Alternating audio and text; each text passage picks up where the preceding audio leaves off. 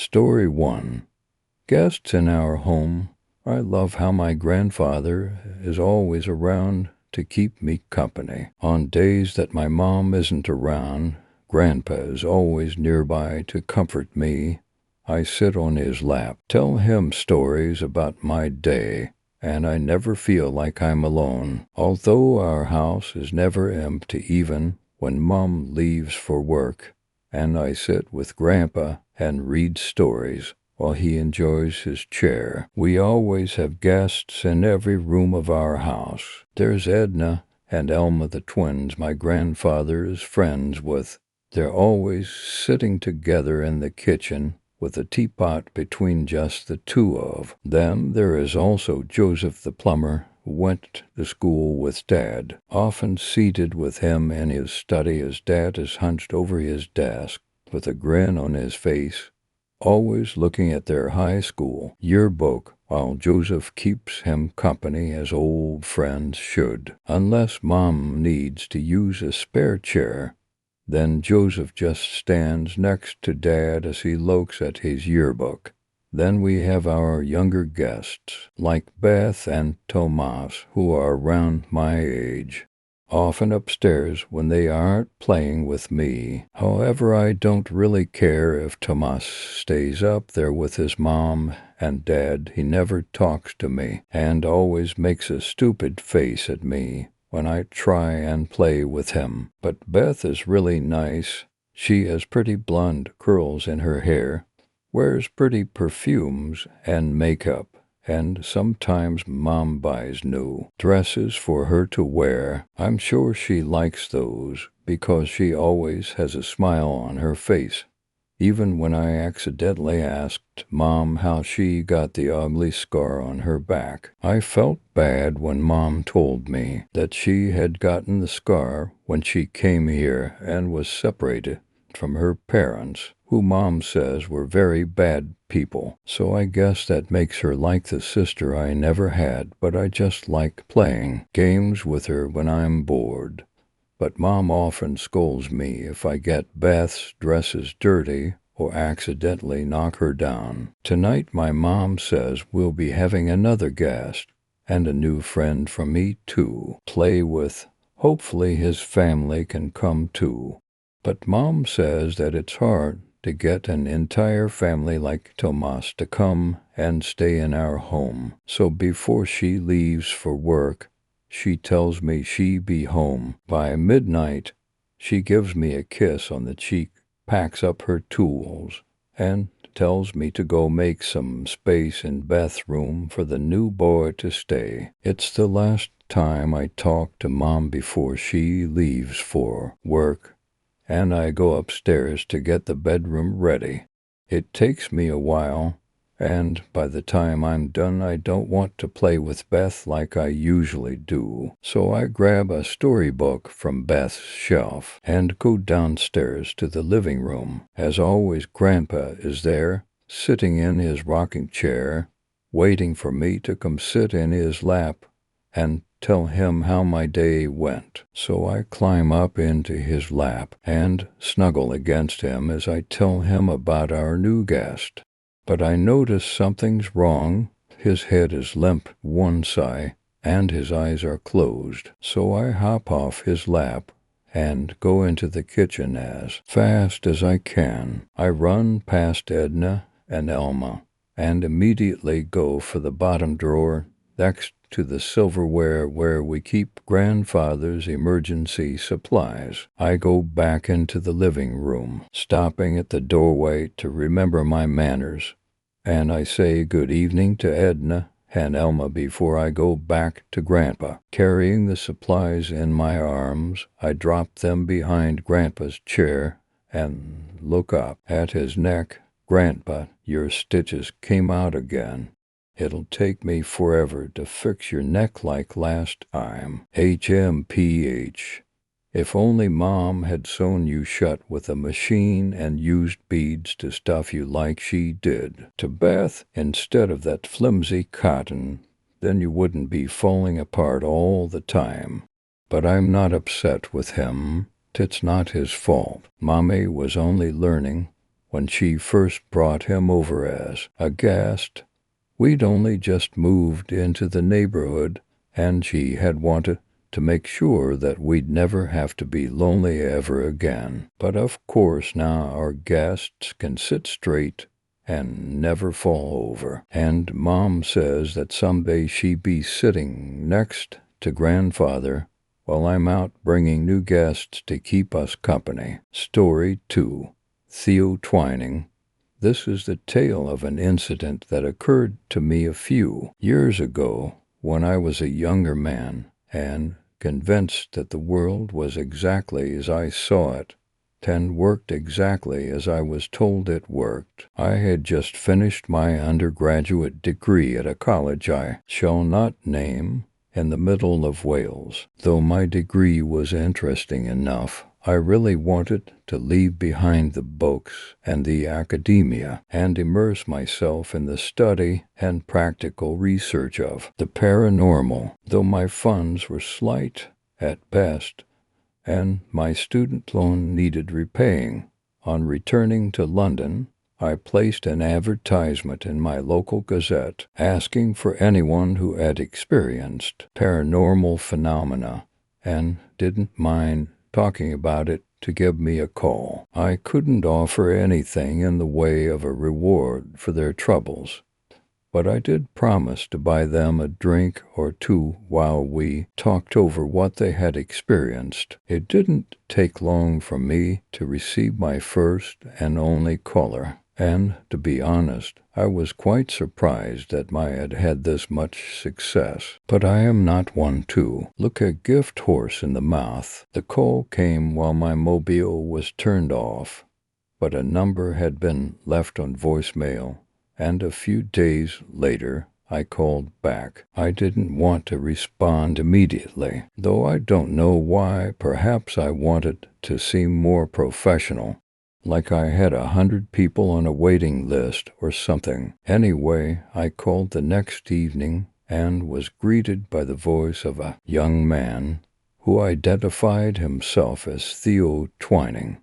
I asked if we could meet, but he declined with a dry and solemn chuckle. I told him that it didn't matter, and that we could conduct the conversation just as easily by telephone. Perhaps he was shy, I told myself. His situation was this: since about 2 weeks ago, he paused for a good minute or two before recanting his tale, repeatedly telling me that I would think him stupid, had started to see worms, regular earthworms, across his path. I at first thought him a little bit paranoid before I heard the particulars of the tale.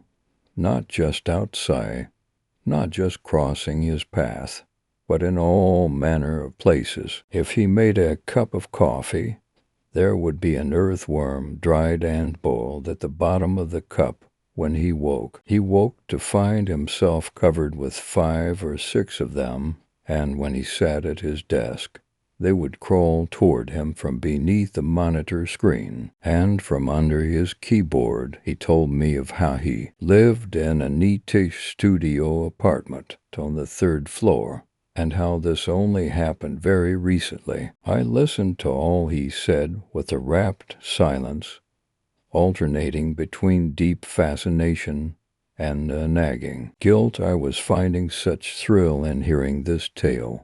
Theo was undeniably suffering over it. Naturally quite hooked on his story at this point, I asked again if we could meet. Maybe he was more at ease with me now, but he seemed even less inclined now to meet.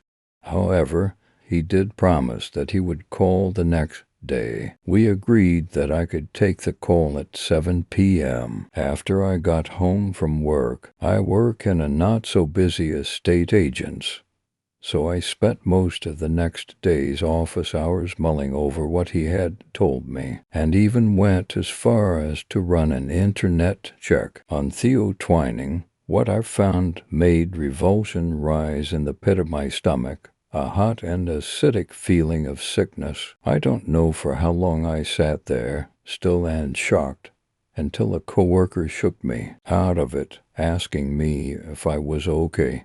It was all I could do to lie, though before me the screen gave details on Theo Twining, a young man of the same area of London in which I lived, had committed suicide in his apartment 2 weeks ago. The obituary and funerary notice was in the very same paper in which my advertisement appeared. I ditched my mobile as soon as I could, tossing it into a hedge, and I took the next few days off work.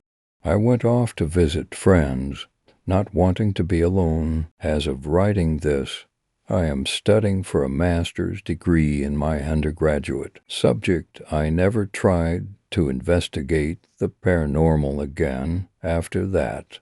The world doesn't work the way I am told it does. Ed to email protected. I listened to all he said with a rapt silence, alternating between deep fascination and a nagging guilt. I was finding such thrill in hearing this tale, while Theo was undeniably suffering over it. Naturally quite hooked on his story at this point, I asked again if we could meet. Maybe he was more at ease with me now, but he seemed even less inclined now to meet. However, he did promise that he would call the next day. We agreed that I could take the call at 7 p.m. after I got home from work. I work in a not-so-busy estate agent's, so I spent most of the next day's office hours mulling over what he had told me, and even went as far as to run an internet check on Theo Twining. What I found made revulsion rise in the pit of my stomach, a hot and acidic feeling of sickness. I don't know for how long I sat there, still and shocked, until a coworker shook me out of it, asking me if I was okay. It was all I could do to lie, though before me the screen gave details on Theo Twining, a young man of the same area of London in which I lived, had committed suicide in his apartment 2 weeks ago. The obituary and funerary notice was in the very same paper in which my advertisement appeared. I ditched my mobile as soon as I could, tossing it into a hedge, and I took the next few days off work. I went off to visit friends, not wanting to be alone. As of writing this, I am studying for a master's degree in my undergraduate subject. I never tried to investigate the paranormal again after that. The world doesn't work the way I am told it does. Story 3. Bone dust. I must warn you now that every detail included in this account is not of my own invention, though I wish from the bottom of my heart that it was exactly that, an invention, and that none of it is at all pleasant to read. So if you have any sense you will stop now, forget you ever saw this, and never allow your mind to wander on to this subject again. For those of you who ignore this warning through carelessness and stupidity, you have my disrespect. For those of you who ignore this warning due to overpowering curiosity, you have my empathy, for I am just like you. But I wish now that I could return to the moment I first found that dictaphone under the floorboards of my home and stop myself from ever pressing play. But I cannot, and this is the result of that mistake. I hope that anyone who learns of the events which transpired here in my home to its previous owner, either by reading it here or otherwise, will use such information in order to prevent it from ever happening to someone else, although the madness will undoubtedly set in before long. The following is everything that I heard from the moment I pressed play. Asterisk, asterisk, asterisk. Please, please, somebody hear this. Just listen to what I have to say. I don't have much time. I can't even pick up a pen anymore. Who knows how quickly he'll take the rest of me? There's no point in telling you my name or anything about myself.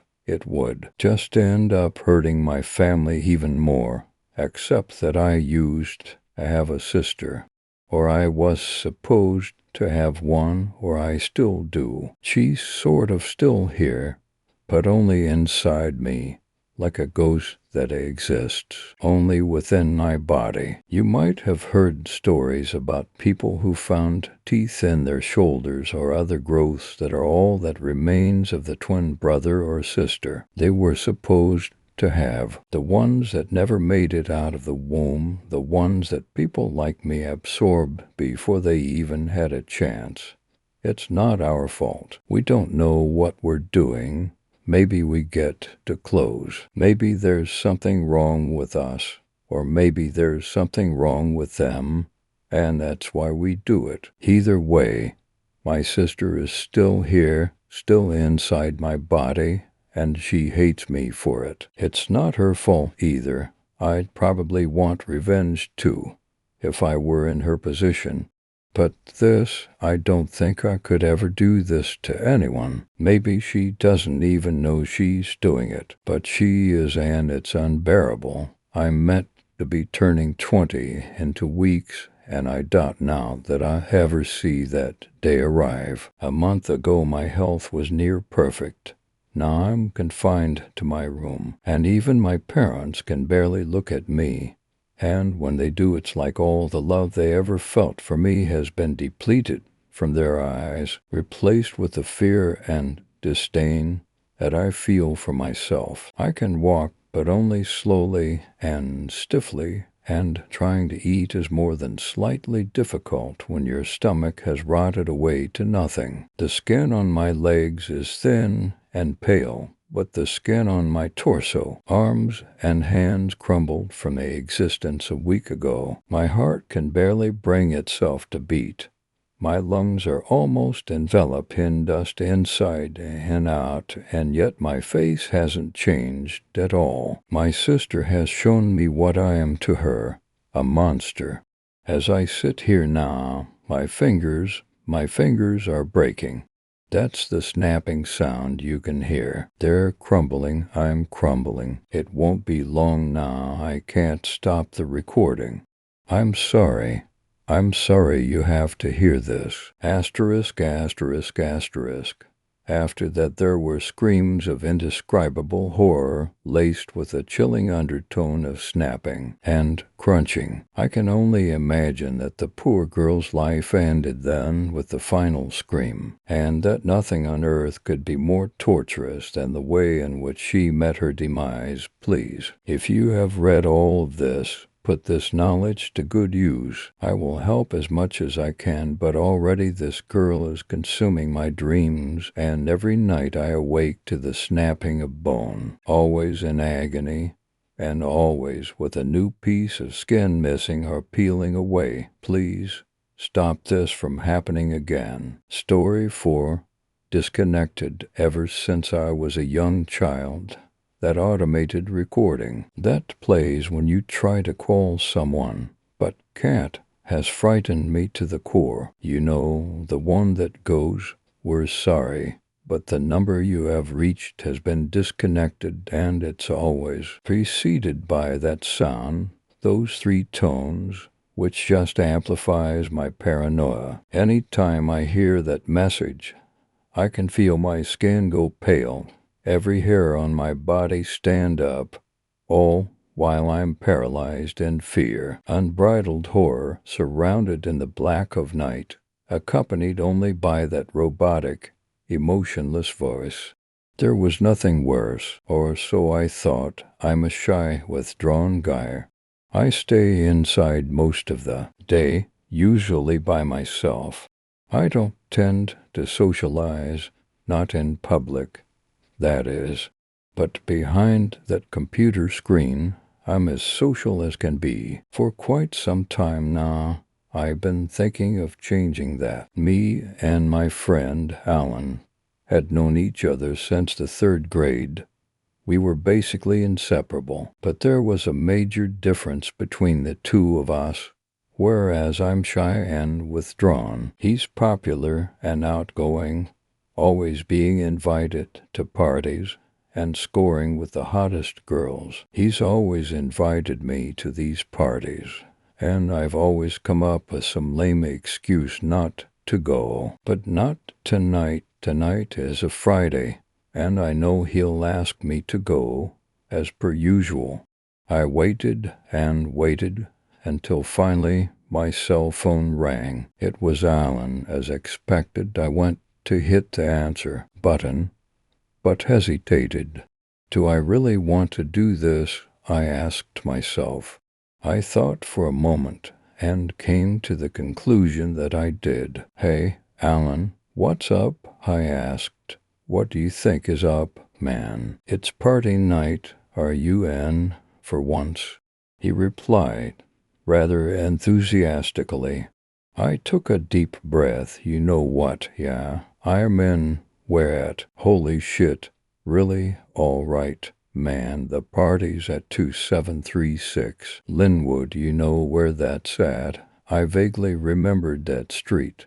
I knew only that it was near my old elementary school. Sure, man. I'll see you there. I hung up the phone. I threw on my hoodie and put on some worn-out Converses. Since I didn't have a car, I'd be walking quite far. I grabbed my phone, put it in my pocket, and left for the party. It was around 9:00 when I left. Now it's 10:37. No matter how much I tried to believe I wasn't lost, it was to no avail. I knew I had to call Alan for a ride. I pulled out my phone, went to my contacts list, and called him. I put the phone to my ear as I paced up and down the sidewalk of a street I'd never been. But he didn't answer. Instead, I was greeted with this: "We're sorry, the number you have reached has been disconnected." The moment I heard that, I stopped dead in my tracks. My eyes widened in fear. No way, I thought to myself. How could he be disconnected? We spoke just over an hour ago. I tried calling him again. Maybe it was just some weird glitch on my phone, I thought. "We're sorry, the number you have reached has been disconnected." I tightened the grip on my phone until my knuckles turned white. What the fuck is going on? I decided I'd call 911. There's no way they'd be disconnected, right? "We're sorry, the number you have reached has been disconnected." I froze in horror. I knew something was very wrong. At this point, I threw my phone on the ground as hard as I could and stomped on it relentlessly. Something had to be wrong with the phone itself. I was sure of it. After the phone had been smashed to an unrecognizable mass of glass and plastic, I noticed a payphone down the street, visible only due to a dim, flickering street lamp that obviously hadn't seen maintenance in years.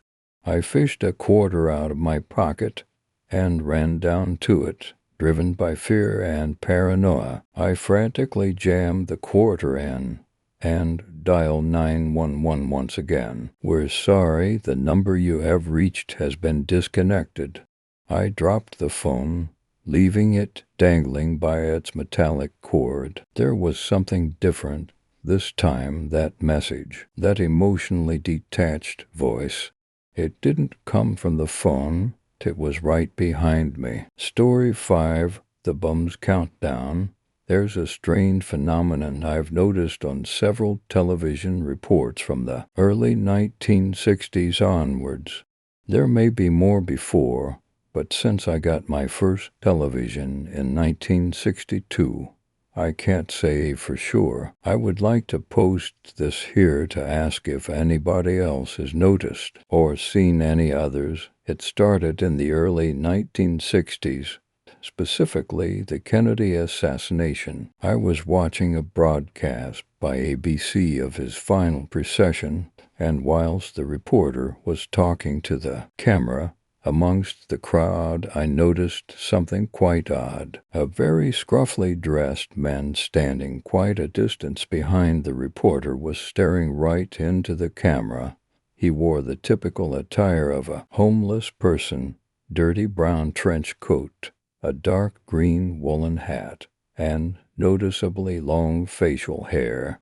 This wasn't what creeped me out, however. There was a massive amount of people around, and I just assumed this homeless man was here to watch the parade. The fact he was staring dead on at the camera motionless was quite off-putting, though. A little while into the report, he finally moved. He raised his arm in front of himself and put him hand up, giving the number 5 with his digits. A few seconds after he did this, there was a loud bang and a massive commotion in the crowd. The man stayed absolutely still with his hand still outstretched, but the reporter and cameraman moved to get a better look at what had happened, and the man was no longer in shot. Kennedy had been killed. Some years went by, and along the way I seemed to forget about the strange homeless man from the Kennedy report. That was until 1980. I had returned from work and was absolutely shattered. My wife was laying out our evening meal, and I was just catching up on current events on TV. I changed to a particularly interesting report about a heat wave that was currently affecting some of the states down south.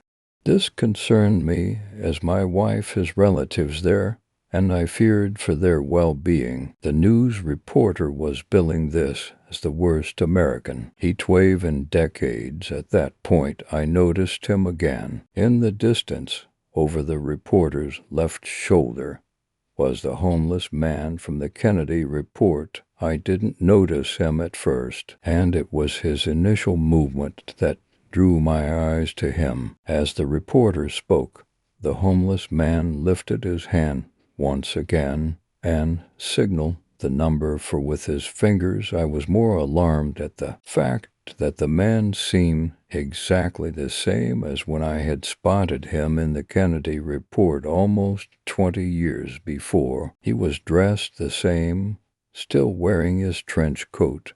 Despite the reporter claiming that the heat was unbearable, he himself had removed his suit jacket and had rolled his shirt sleeves up. That man has made a couple more appearances in news reports that I know of. One in 2001, during a report of the terrorist attacks on the World Trade Centers, where he held up 3 fingers, and more recently during reports of the devastation Hurricane Sandy caused in New York, where he held up 2 fingers each time.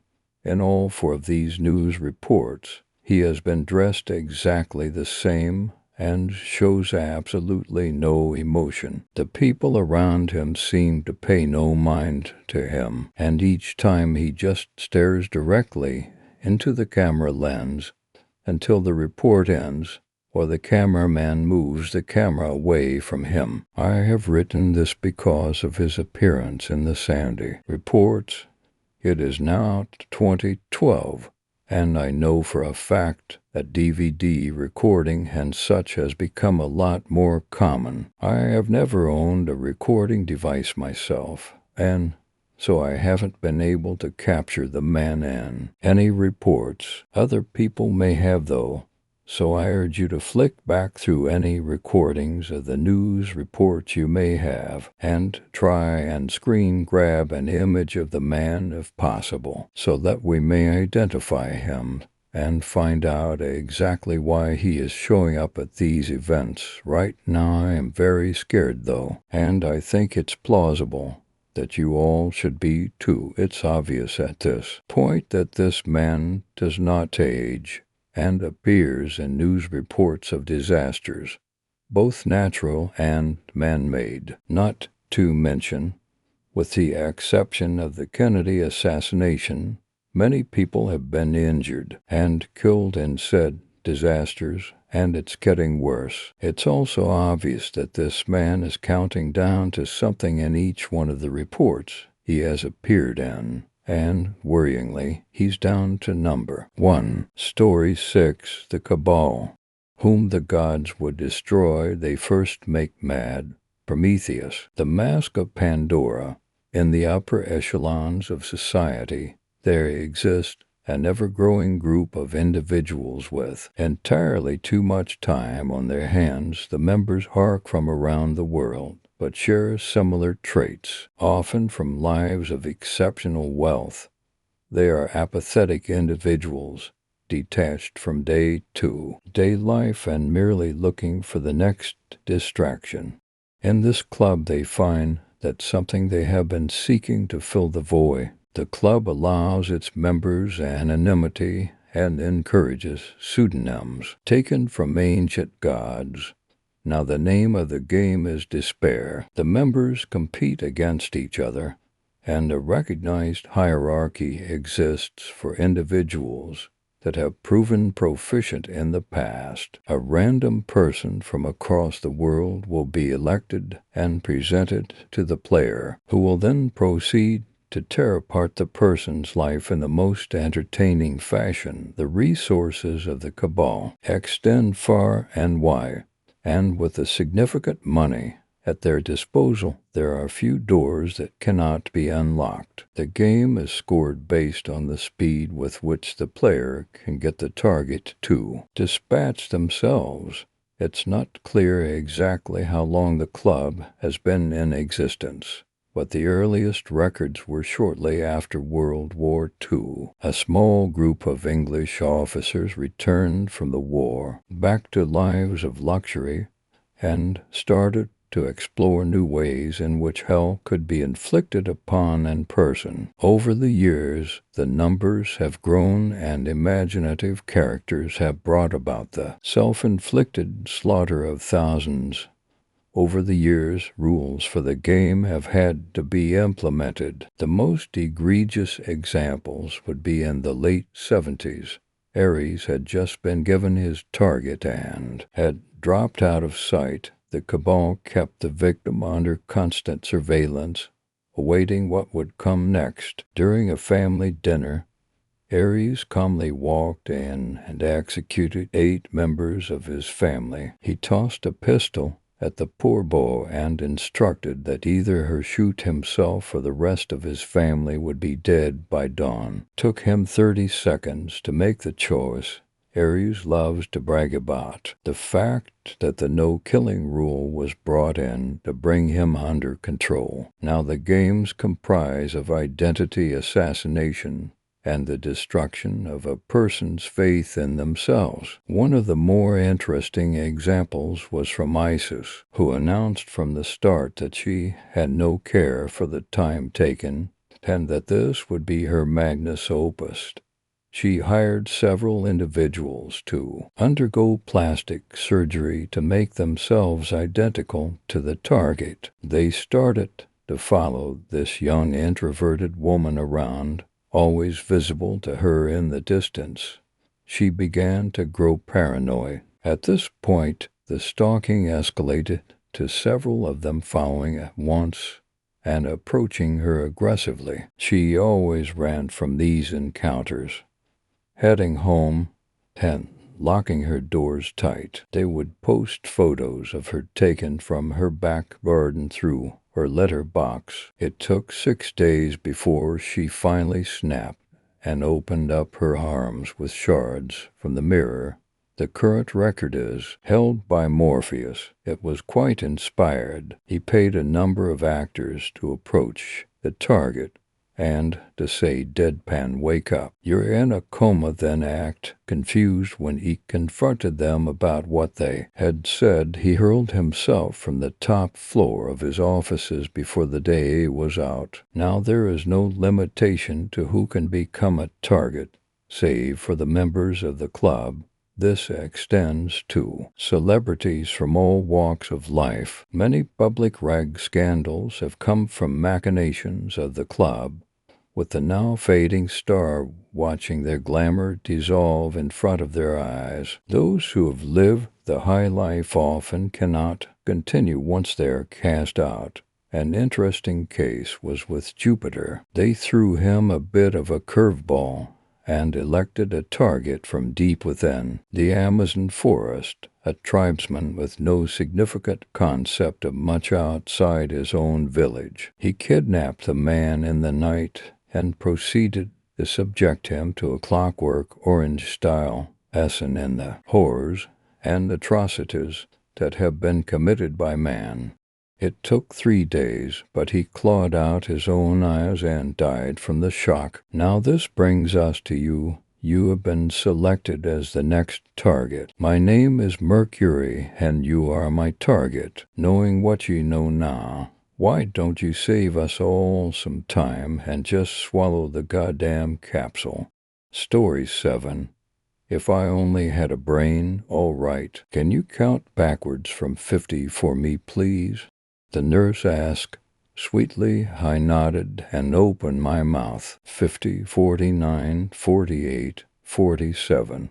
I could barely remember finishing the numbers, as all I could suddenly see was darkness as my mind succumbed to the anesthesia. Before I knew it, my tumor would be removed and I would wake up happy and cancer-free. I let my mind wander as I drifted off into my mandatory deep sleep. My eyelids fluttered open, feeling impossibly heavy. I managed to see the same hospital room as I was in before, and I felt the same roughness of the bedsheets beneath me, crinkling as I shifted my body. The surgery must be over then, I mused. That would mean that I was officially free from cancer's malevolent grip. I shifted onto my side, wondering if any of my friends or family were in the room with you.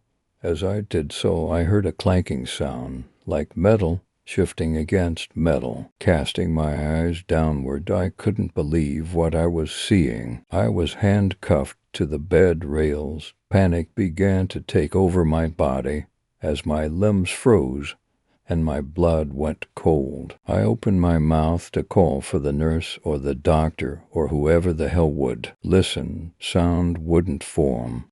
My vocal cords were betraying me. Nobody would be able to hear me. I began to thrash around in my bed, the physical signs of my panic obliterated. Still, sound didn't bother to come out. Now, hold still, honey. Hold still. I stopped moving at once, relief washing itself over me. Finally, someone had come. Mom, I managed to call out. Yes, honey, I'm here. I'm scared, I know.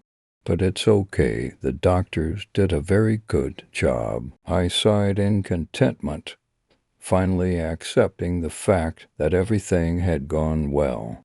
But why am I handcuffed? I asked hesitantly. Well, the doctors had only done this procedure once before. They were worried about how you would react once they put someone else's brain into your head. I stopped thinking. The world stopped spinning. What? I don't understand, I croaked. Well, they couldn't take the tumor out, so they came up with another plan. My mother said, smiling sweetly, and you let them? I yelled, well, of course. What else was I supposed to do? My blood started to boil. Red was tinging the outskirts of my vision. In this moment, all I wanted to do was succumb to the darkness, and this time I wouldn't wake up. How are we doing? A masculine voice asked from the doorway. She's a bit agitated, my mother replied. The man walked in, wearing a long white coat that I could have sworn was stained with splotches of blood and brain matter. And he was the creepiest man I had ever seen. His hair was long and stark black, hanging over his face in greasy tendrils. His eyes were bloodshot, the irises a milky gray. Deep scars covered his entire face, some short, some long and stained with crimson. He was deathly pale, with random stains of blue and black running across his skin. Get me out of here, I said, my voice low and raspy. Oh, now, don't be like that. What we did was a blessing, the man said. My body thrashed upwards, and I was immediately sedated with a dirty needle that was at least 5 inches long. Again, darkness overcame me, and I promised myself that this time it would be permanent. My eyelids opened for the second time, but it felt easier. I looked down quickly, and I saw that my hands were no longer cuffed. I was free. "Oh, good, you're awake." I was starting to get worried. It was my mother's voice, soft and soothing, just as it had always been since childhood. I smiled, looking up at her. "I feel much better." "That's good, honey. I think you were having one hell of a nightmare." I relaxed. "It was just a nightmare, nothing to be scared or worried about." There was a tentative knock on the door. A man came in, wheeling in a cart. On top of that cart was a blob of what looked like light. Take silly putty, but that was impossible. It couldn't have been a brain, could it? "Hello, dear," the man said. "We thought you might like to see your old brain. I mean, now that you have a much better one." I looked up at the ceiling and screamed as loud as I could. Bonus stories. Story 1. The Angel's Song. It was 11 o'clock at night, so I turned off the television, brushed my teeth, and climbed into bed, securing the soft black covers over myself. For a few minutes all I saw was darkness, and all I heard was silence.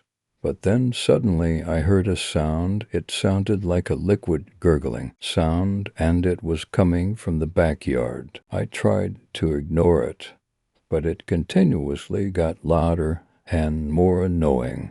So I went out to the backyard in my sleep clothes to investigate the strange gurgling noise. I couldn't find anything except the grass and the trees, so I decided that it was probably just my imagination. But then it happened again. I tried to follow where the sound was, station, and it led me to a stream, gurgling softly. The water was clear and pristine, not murky or brown like the water in the lake not too far from here. I felt an aching dryness in my mouth, and I began to grow incredibly thirsty for some reason. So I figured, what harm could it do? I cupped my hands to let some of the water flow into them.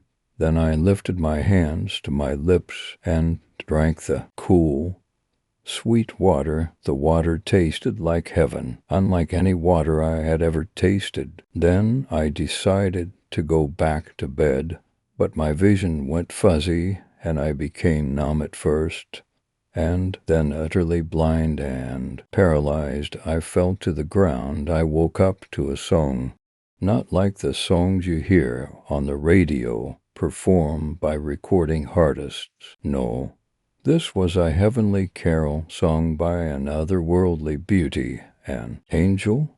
I let the ambience of the angelic hymn wash over me like a soft rain in spring, and each note took me higher, closer to heaven. The voice that sang this had a timeless melody, a vox that made seraphim weep teardrops of gold, so enchanting, yet so haunting. As the song ended, I lifted myself to stand in my exact spot for a few seconds, taking time to comprehend the beauty my ears had just witnessed. Then I went back into the house to go to sleep. Several times after, I drank the water from the spring, and each time I heard the same melody, the same angelic hymn. I felt myself gradually becoming weary of mundane life, and wished I could live forever in the eternal plain of heaven. One day I ventured out into my backyard to drink the water and listen to the song again, and the usual happened. The water tasted sweet. I passed out. However, the song I awoke to was not beautiful in any way. shape, or form. It was a twisted shadow of the familiar angels, sung a sort of sick, menacing incantation from the bowels of the abyss. The voice sang in distorted and unreal shrieks, the sounds of demons being tortured, and the overall song was so soulless, vile, and corrupt that it made me sick. I then realized that this entity was actually speaking in words, saying something. It said, "Demons, demons, come, attack. Do not rest until this one is dead." I knew danger was arriving soon, so I rushed back inside and grabbed my longsword my father gave to me. Armed and dangerous, I stood my ground at the backyard, slaying the most grotesque demons imaginable. They had putrid green flesh, blood, and pus hemorrhaging from their mouths and eye sockets. They had glowing red eyes and 6,000 tentacles, but I killed them all. Triumphant against the creatures from the abyss, I victoriously strode back into the house to clean myself off in the bathroom. But my heart seemed to sink into my stomach when I saw my reflection. I was one of them. I knew what had to be done.